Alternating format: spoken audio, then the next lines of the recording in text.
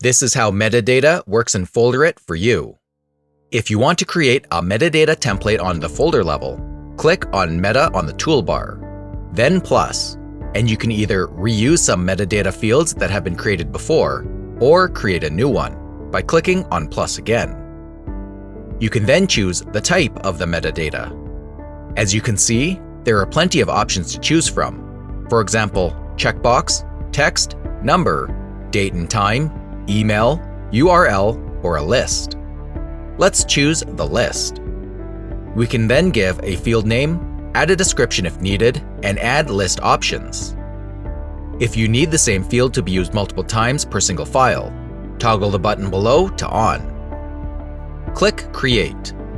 You can choose if filling in this metadata field is mandatory, in which case the system will notify the users of missing metadata.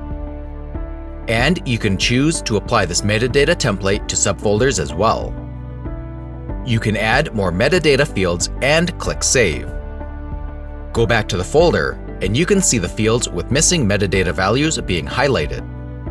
If you go to the parent folder, you can see that the folder itself is highlighted as well. Clicking on the alert message takes you to fill in the missing metadata. Click Save when finished. You can see that the problem has disappeared for that file. You can also customize the columns in this list view to display your metadata. Choose Columns from the toolbar and either change the existing ones or add new columns. Click Save. If you don't want to add a folder-level metadata template, you can pick any single file too.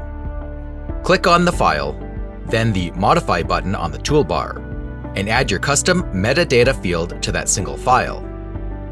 Administrators can see all the metadata fields that have been created.